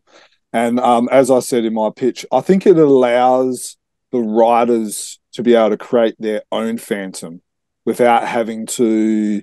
Look, let's face it, we, as in the five of us, and I think a lot of the listeners who are listening to this, will know the 21st Phantom more than the writer. And so it allows the writer a little bit more freedom and not to be tied to history or to our current Phantom. So that's why I think it's actually a good idea not having the 21st Phantom. Oh, I had the 21st Phantom because that's the one that I know and love, and while you're right, it probably makes it easier for a new show to stuff it up if you use the 21st Phantom. It probably does. But there's also just such a wealth of source material there that if you, as a writer, can be humble enough to go, you know what, there's some gold here, I'm going to mine that, and I'm going to use what's there. Maybe, I think that it's worth using the 21st. Why would you try and reinvent the wheel? Could you still mine the gold for a future Phantom and not just the 21st, or like? Cause... Yeah, well, of course. In my idea, I've got 8. Across 10 episodes, probably 8 different Phantoms, including all past Phantoms, no future. But again, I would probably base those off favourite Phantom stories. That's where I'm going. Mikael, asking you the same question. Why? Because you've got the 21st Phantom. Why is that important for you? To me, the Phantom basically is 21st Phantom. I've been fighting for him to pass on the mantle, but for as you say, most viewers will not be they might know Phantom with the wolf and the skull ring and such.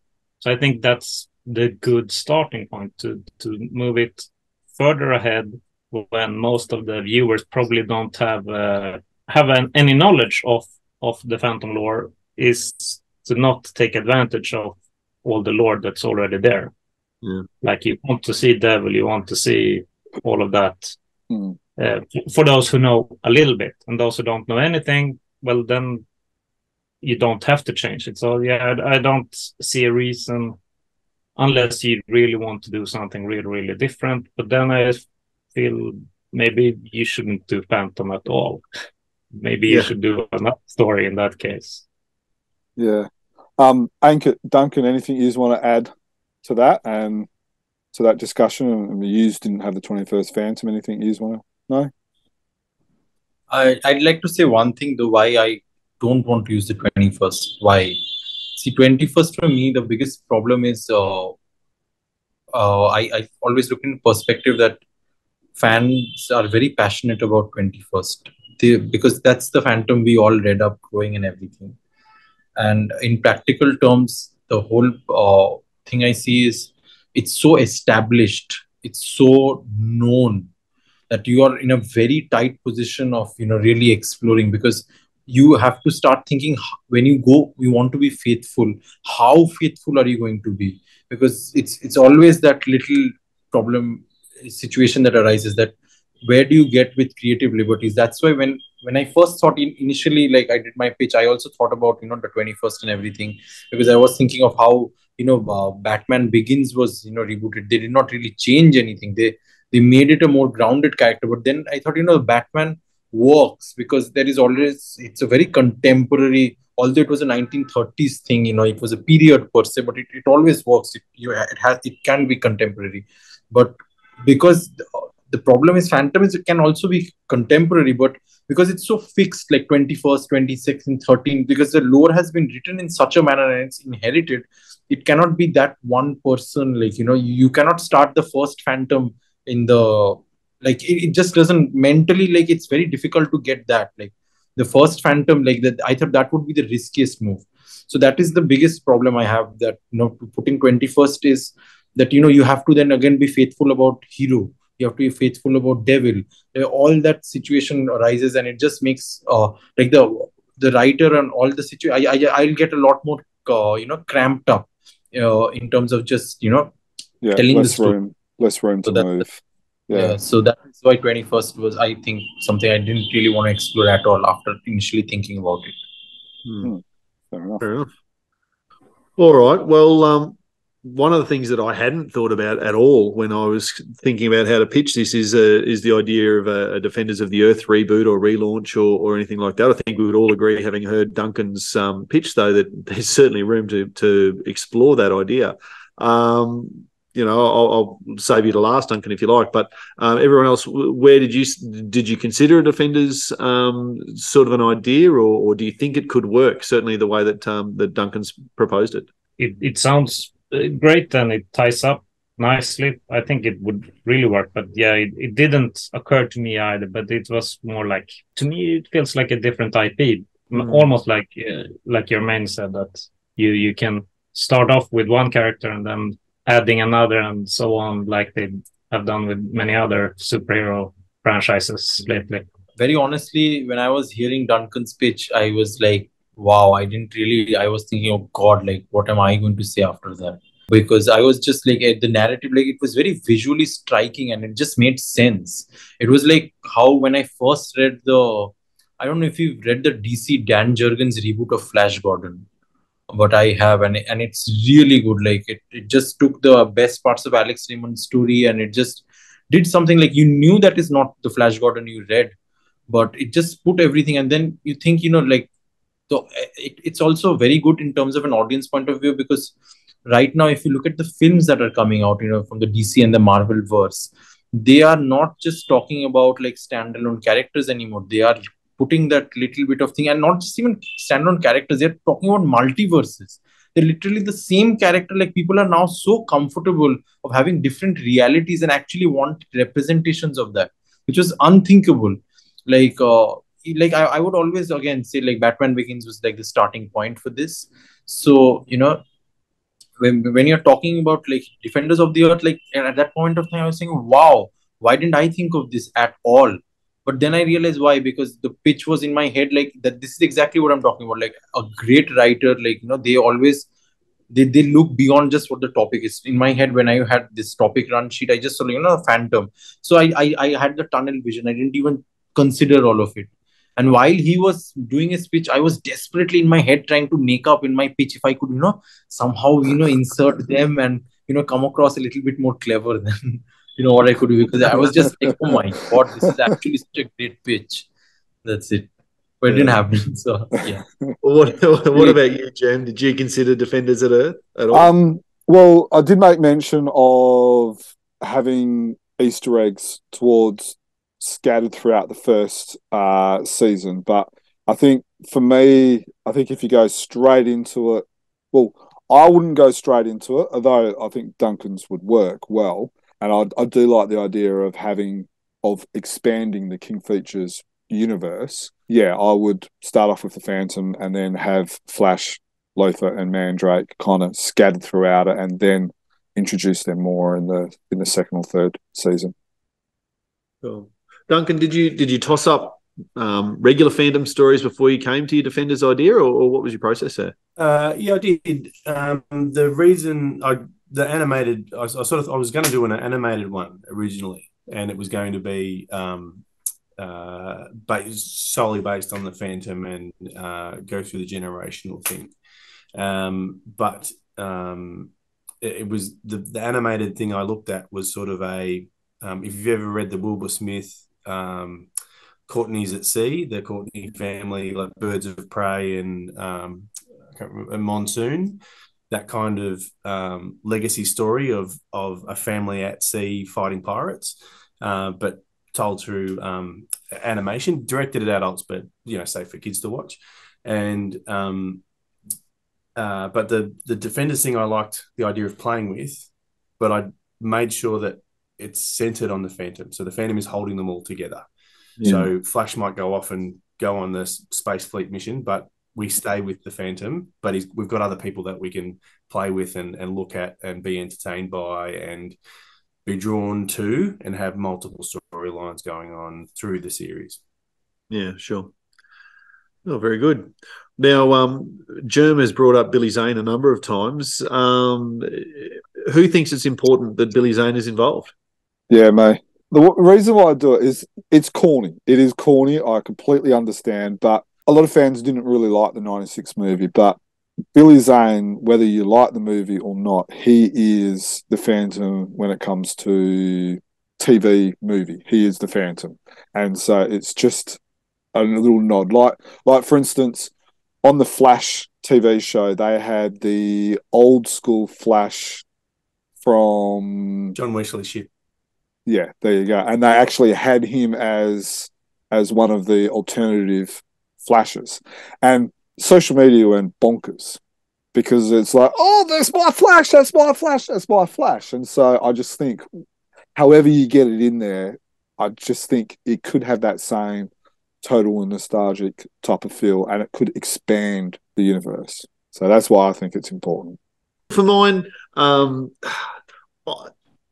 I don't think you do need Billy Zane. I think it would be a cool little Easter egg, if you like, to have him in as that moment, as that capture the social media moment for sure. I can understand how that would be really popular, but I don't think he needs an ongoing involvement. And as I sort of suggested when I did my pitch, I think unfortunately for Billy, the moment's kind of passed. I did actually ponder having him in a bit of a Patrick McGowan type role, not as a ghost, because I hated that element of the Phantom's dad in the 1996 movie, but whether he could think back to sitting at his dad's feet, hearing about how to be a Phantom, or flashback to Billy Zane training him a little bit in how to be a Phantom, that sort of thing might be a possibility. But realistically, I think unfortunately too much time has passed. We're coming up to 30 years, believe it or not, since the Phantom movie came out, and I just think that unfortunately that ship might have sailed beyond a cameo type social media appearance. Very honestly about Billy, although that movie came out when I was a kid and I saw it, I liked it. I mean, I liked his performance and all of it. But putting him in the series, I could, the kind of way my pitch has been done, you can easily put him there just as a sort of a thing, like fan service, like folks. But I won't really put him as a Phantom or something like that. Like, he could just easily be one of those villagers, just like a little cameo role and all of that. Just like a walk-in role or something. That's about it. But I wouldn't really use, because he's too old now, and it would be very I don't know. I feel it would be more disservice to him if we just perfunctorily put him in some sort of a role like a wise old man or like a force ghost, coming back and advising. I think in these days of we're selling nostalgia when we're rebooting or reimagining these past characters, this past IP, and when you look at those examples you gave, like the Flash TV show, Flash and Arrow TV show, and the recent Flash movie where everyone over 30 who went to that movie went to see Michael Keaton in a rubber bat suit, and to hear that Hans Zimmer music again, you have to have Billy Zane. If it's the voiceover, like someone had suggested, for those who came in late, or if he's the 20th Phantom in a flashback, or he's playing the Phantom's ancestor or whatever, you just have to do it, because for a lot of people, probably about for a 10-year gap in history, he is their Phantom, and so they're going to come looking for him in that show, and you have to give it to them. That stunt casting is done so commonly now, but it can be done really well. I had him in my pitch, and even if he wouldn't have that big of a role, I would like to see him like one Phantom passing the mantle to another one. And but I mean, it's not a must-have; it's just nice to have. Sure. Yeah. Agree with that. All right, Jeremy, you've added a question here. Are we allowed to show the Phantom's eyes? In the comic books, we know we're not allowed to see the Phantom's eyes, and so I would like, and a lot of fans were unsure about that with Billy Zane, like, oh, you should be wearing glasses, and and stuff like that. I would like to see, and I'm not sure how you would do it, but I would like to be able to see, or not be able to see, the Phantom's eyes once he's sworn the oath. If it's before he's sworn the oath, that's okay.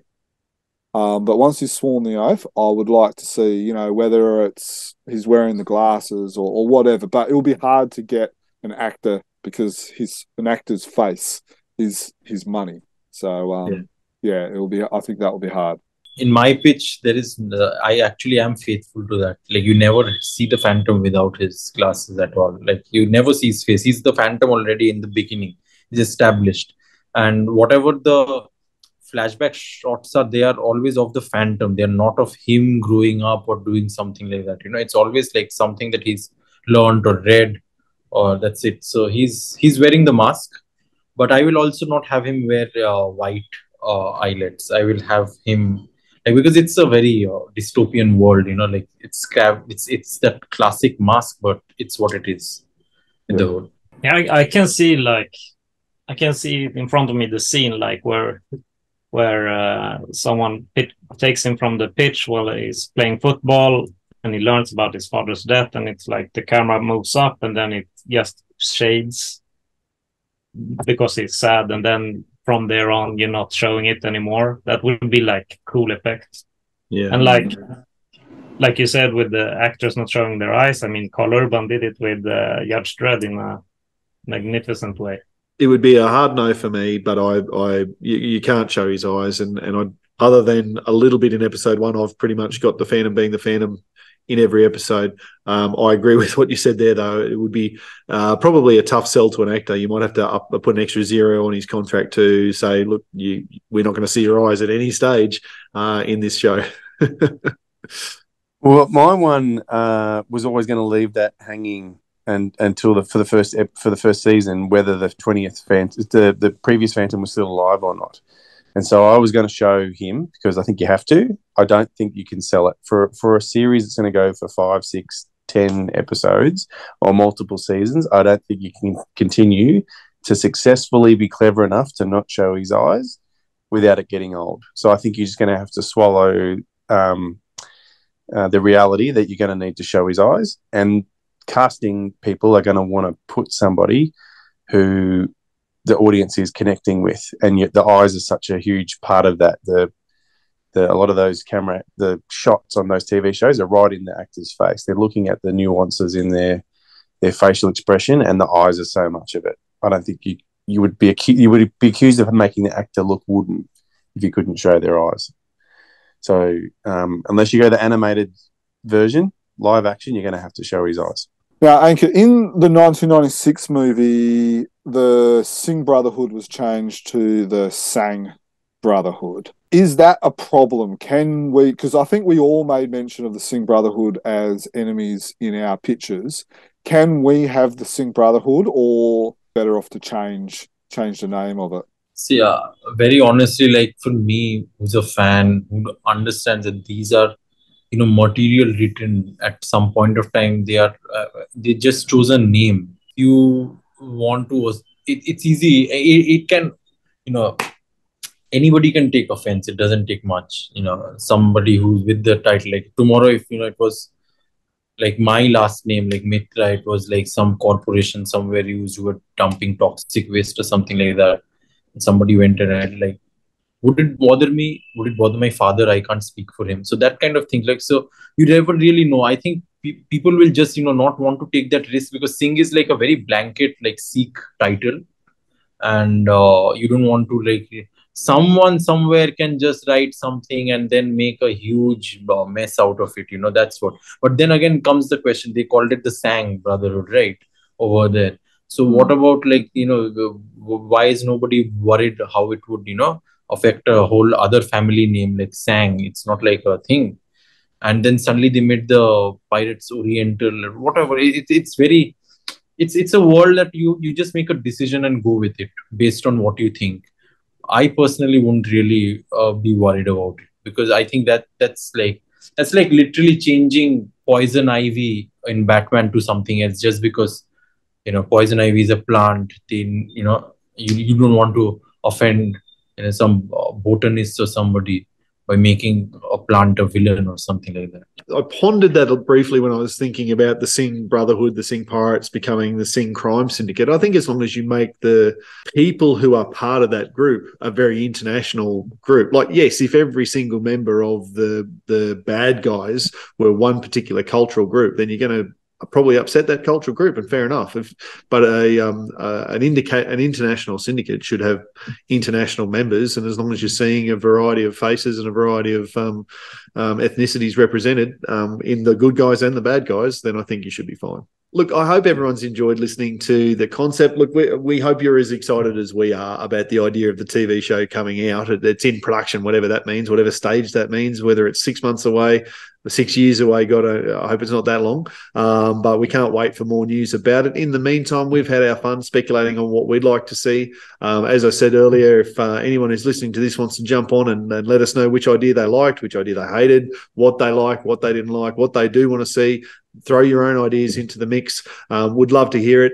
As I said, on all of the social medias, platforms that we've got, feel free to comment on those. Our website's chroniclechamber.com. You can certainly email us more directly, chroniclechamber@gmail.com. We really want to hear your thoughts. And of course, the YouTube channel. If you've sat there watching this, hopefully you've been typing away in the comment section below while we've been going along, and we'll hear from you that way as well.